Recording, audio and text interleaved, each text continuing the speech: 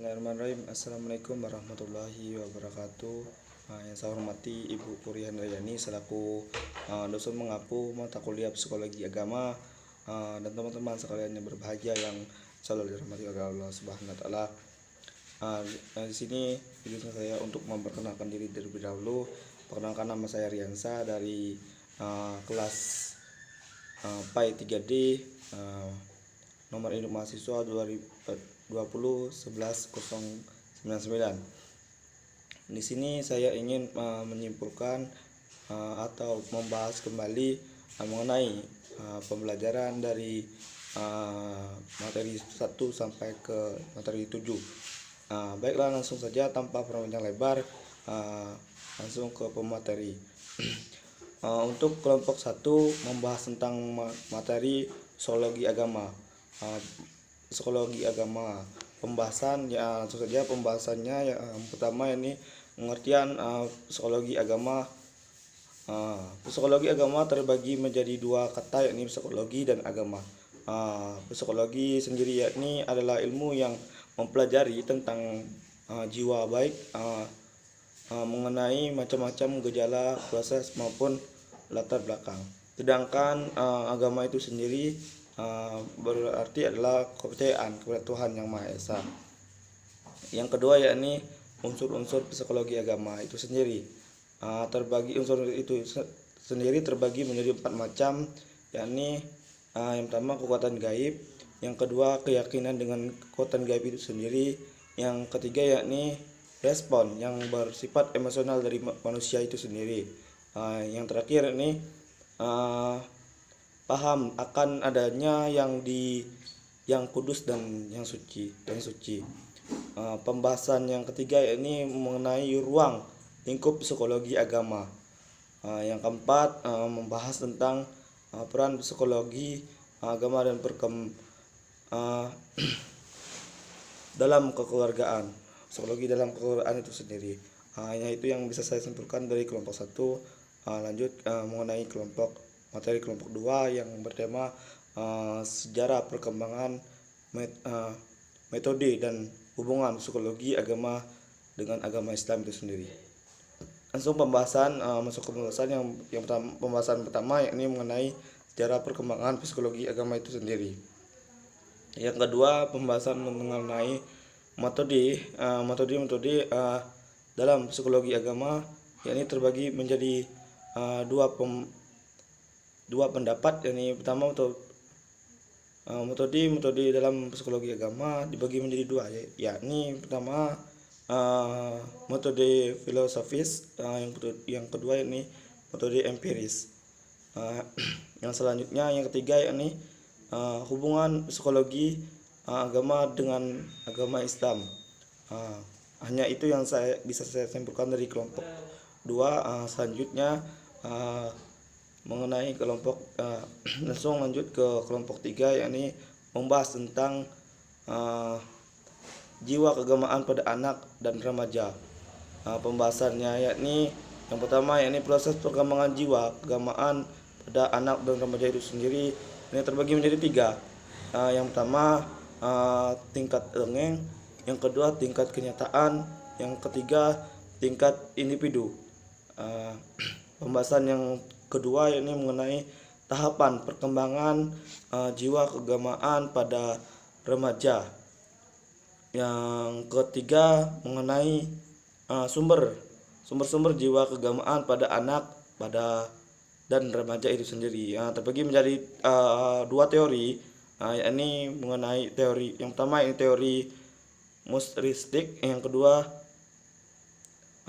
teori faktif. Pembahasan selanjutnya yang keempat ini mengenai sifat keagamaan pada anak dan remaja itu sendiri. Itulah yang bisa saya simpulkan dari kelompok 4. Lanjut lagi ke materi kelompok 5. Kelompok 5 ini membahas tentang perkembangan keagamaan pada masa dewasa dan lansia.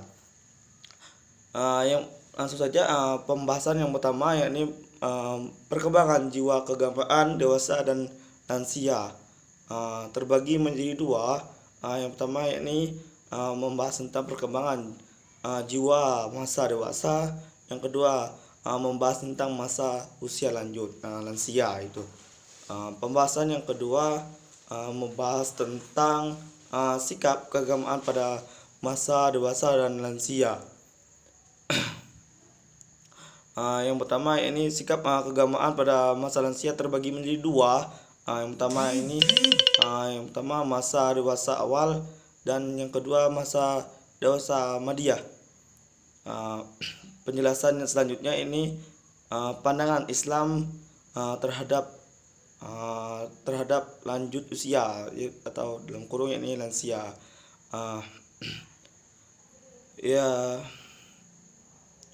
Mungkin yang itu yang bisa saya simpulkan dari kelompok 4. Untuk selanjutnya kelompok dari kelompok 5 yang membahas atau tema ini membahas tentang pengaruh budaya terhadap jiwa keagamaan. Yang pertama ini pengertian dan fungsi kebudayaan itu sendiri. Pengertian yang ini terbagi menjadi dua pengertian, yakni pengertian atau pendapat. Yang pertama dari pendapat dari E.G. Tyler, yang kedua yakni Selo Sumarjan. Yang selanjutnya yang kedua ini mengenai hubungan antara budaya dengan tradisi keagamaan itu sendiri. Yang kedua, hubungan antara tradisi keagamaan dengan sikap keagamaan. Yang keempat, pengaruh globalisasi dengan sikap keagamaan itu sendiri. Mungkin itu yang bisa saya simpulkan dari kelompok 5. Lanjut ke kelompok 6. Di sini kelompok 6 membahas tentang pengaruh pendidikan, bentuk-bentuk pendidikan dan hubungan masalah sosial dengan agama itu sendiri. Lanjut ke pembahasan yang pertama ini membahas tentang pengaruh pendidikan terhadap jiwa keagamaan itu sendiri. Yang kedua ini bentuk-bentuk pendidikan terhadap pembentukan jiwa keagamaan.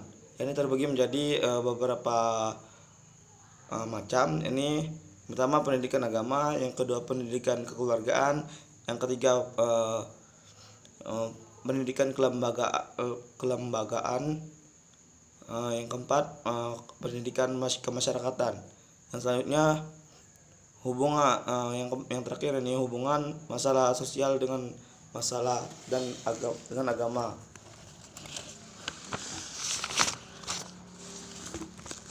Baik, hanya itu yang bisa saya simpulkan dari kelompok 6 tadi. Lanjut untuk kelompok 7, ini membahas tentang aspek dan dinamika kepribadian dalam pembentukan sikap keagamaan. Ini membahas tiga teori. Yang pertama ini definisi kepribadian, yang kedua yakni definisi sikap keagamaan, yang ketiga hubungan dari kepribadian dengan sikap keagamaan itu sendiri. Mungkin hanya itu yang bisa saya simpulkan dari materi utama sampai materi akhir. Apabila ada kata-kata yang salah, saya mohon maaf. Kepada Allah saya mohon ampun. Saya akhiri. Wassalamualaikum warahmatullahi wabarakatuh.